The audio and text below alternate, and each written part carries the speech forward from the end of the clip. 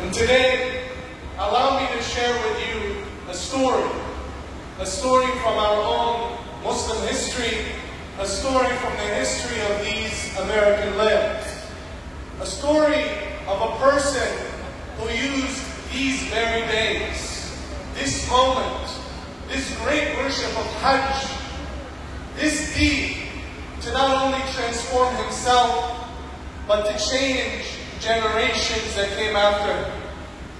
This story is a story of a man that may have been the very first American to make Hajj. And yet, like so many stories of greatness, it does not start with him, but it starts with others who believed in him, who gave, who sacrificed, so that this man could go on one day and affect others and make dawah and impact generations. One of the greatest contributors to this man was a great Muslim woman of our history. Her name was Ella Collins. May Allah have mercy on her. Ella Collins was born in the early 1900s. She died in 1996. But Ella Collins was not born Muslim. She first learned through the preaching of Malcolm X and entered into the Nation of Islam. But then as she read and grew, she was an incredibly independent, intelligent woman. She was one of the first in America to discover and come to Sunni Orthodox Islam, the Islam of the majority of the world, all from the United States. She accepted this in 1959.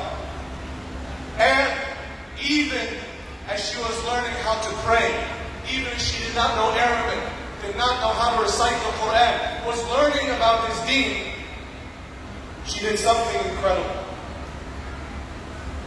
She made an intention with Allah subhanahu wa ta'ala in 1959 that she would save up and become perhaps the first American to ever make Hajj to Allah's house.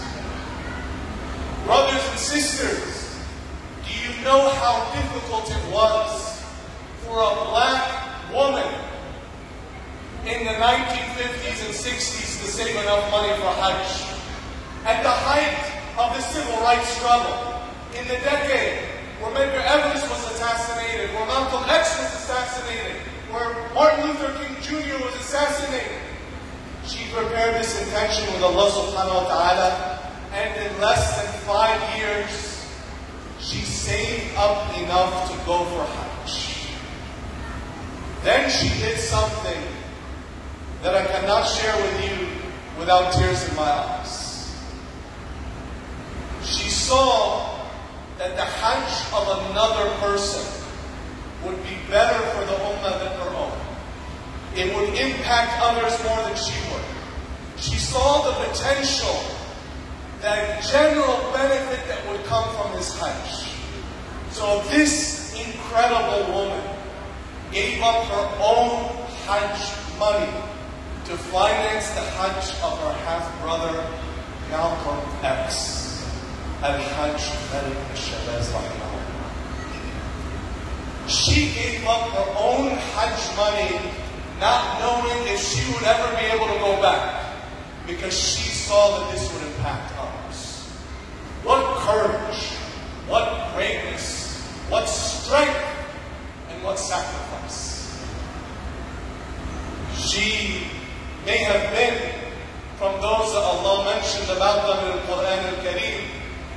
وَيُؤْثِرُونَ عَلَىٰ أَنفُسِهِمْ وَلَوْ كَانَ بِهِمْ خَصَاصَةٌ وَمَنْ يُوقَ شُحَّ نَفْسِهِ فَأُولَٰئِكَ هُمُ الْمُفْلِحُونَ. Those that give others preference over themselves, even if they don't have, even if they're poor, and whomever is saved from the greed of his own soul, they are the truly successful. Ella Collins has not been celebrated enough by our Muslim community. This woman was ahead of the rest of the Muslim community by 50 years in some respects. She financed the janazah of Malcolm X when he was killed, when no masjid in the United States was capable of accepting his body. She financed the OAAU after he died to continue to work for the rights of black people and people of color and oppressed in these lands. She founded a school in Boston of arts. She continued to steward 35 scholarships to Al Azhar University in Cairo and to the University of Ghana to educate the future of our American Muslim community. 30 years before other communities were thinking at this level. And she financed this Hajj of Malcolm X. Malcolm X went on Hajj 1 month after he was isolated from the nation of Islam. He went on this journey, and there may not have been an American that went before him. And he was certainly the first black American to go on Hajj in history from America. He connected through Cairo, Egypt. And when he landed, no one around him spoke English.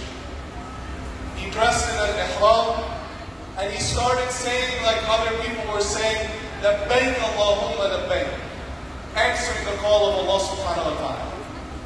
People around him were telling him and speaking to him, but he couldn't speak the language. So he would answer them, don't worry, I'll be fine. Allah guides me. He had that level of trust in Allah guiding him.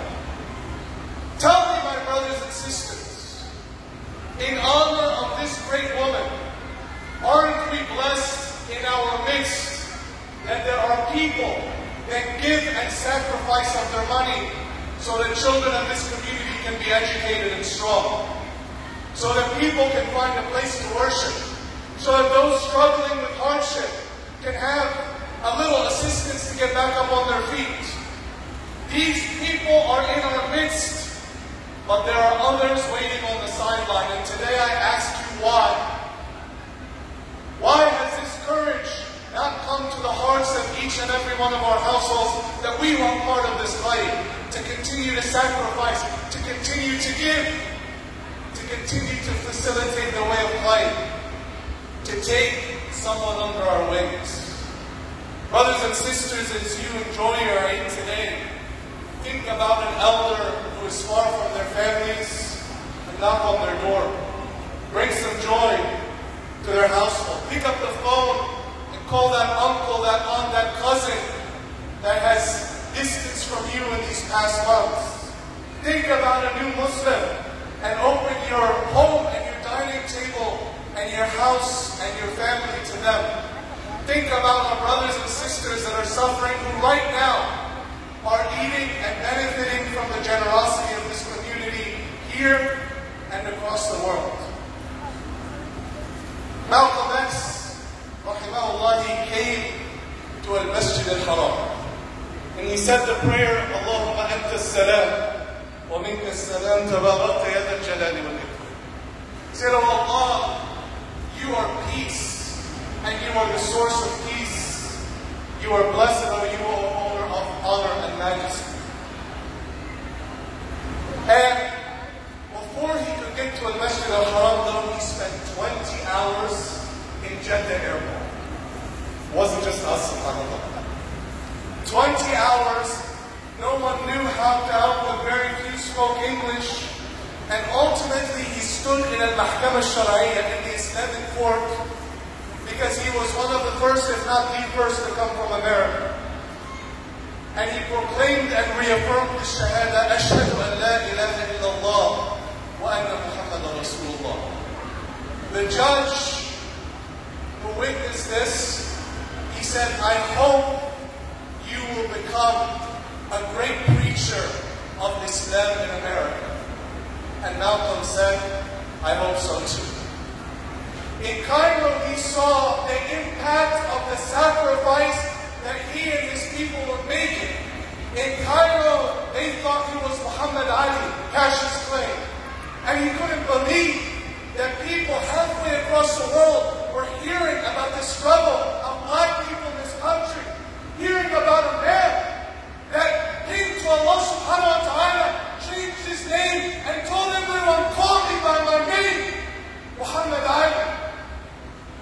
people were mistaking him for Muhammad Ali, and Muhammad Ali is one good deed, one hasana. In the pages of Malcolm X, inshallah, he's the one that called him to Islam first. And on this day, in this season, in his Hajj, on the day of Arafah, Malcolm X made an intention with Allah subhanahu wa ta'ala. In those, among those barren mountains,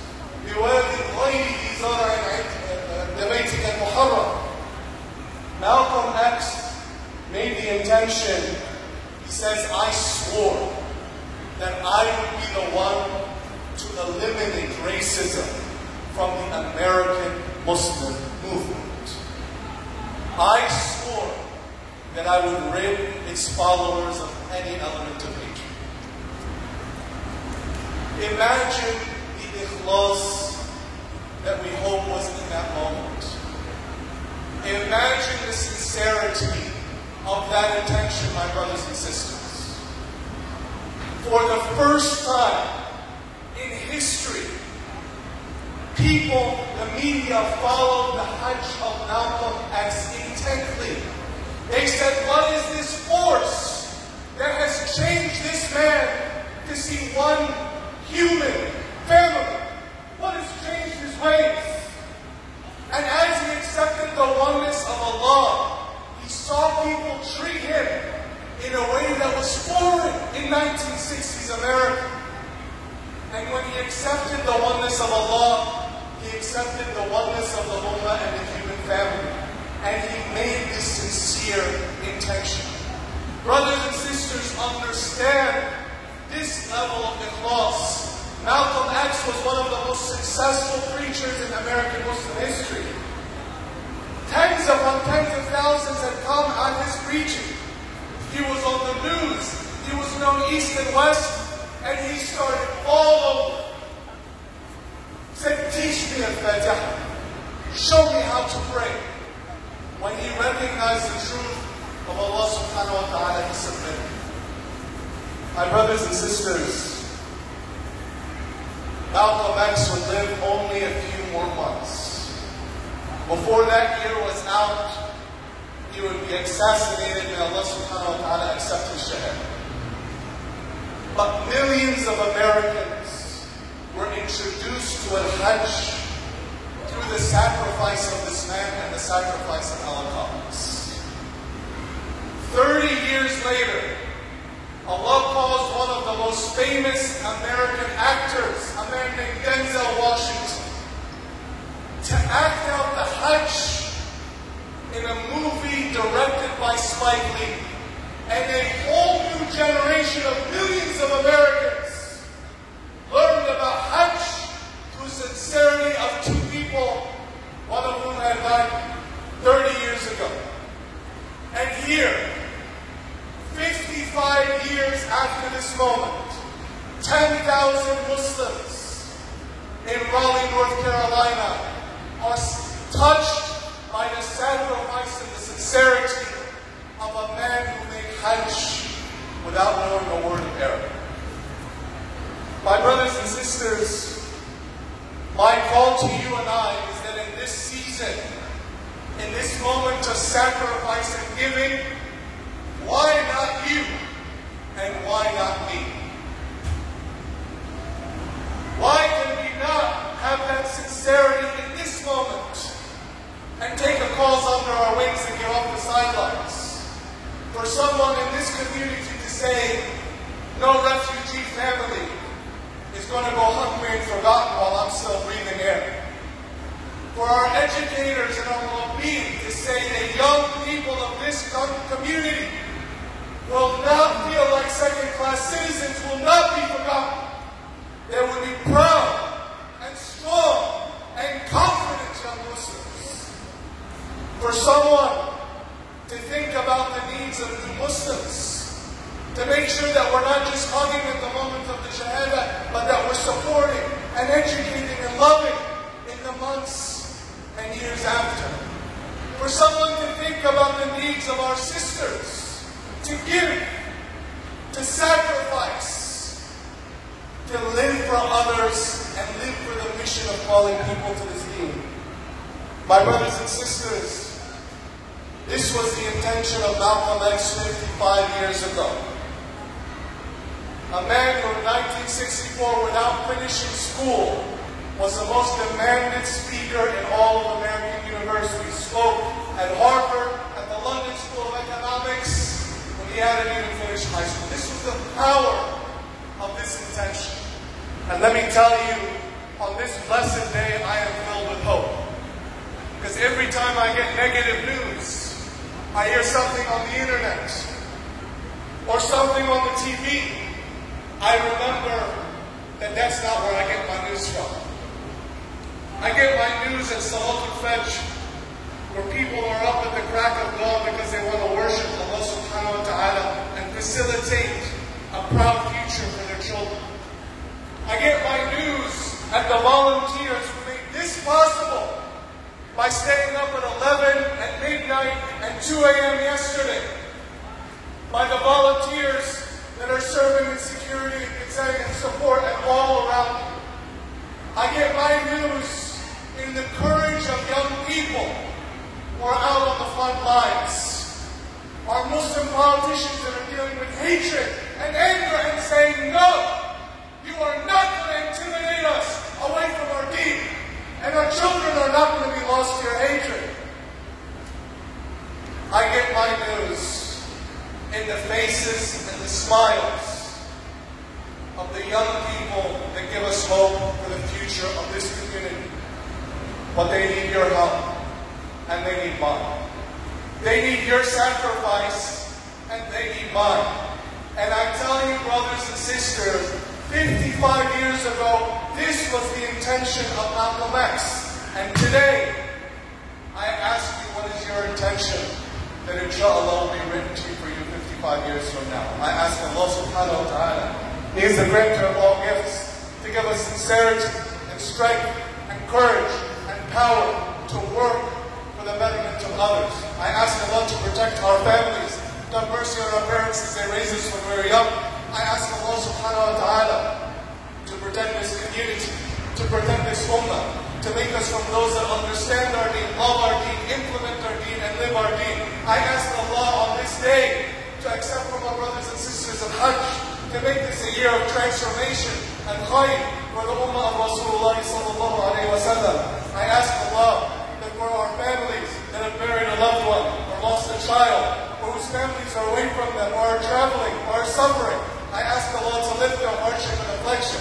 For our brothers and sisters that are suffering across the world in Kashmir, for those that are suffering among the Rohingya people, or the Uyghur in China, or in Afghanistan, or in Iraq, or in Syria, or in Palestine, or in Yemen, or in Libya, or in Somalia, or here in the United States, or in every corner of the eastern and western reaches of the globe. I ask Allah to bring them comfort and strength, to feed them, to grant them shelter, to make tomorrow better for them for today, and to use us as agents for change for them. ربنا آتنا في الدنيا حسنة وفي الآخرة حسنة وقنا عذاب النار.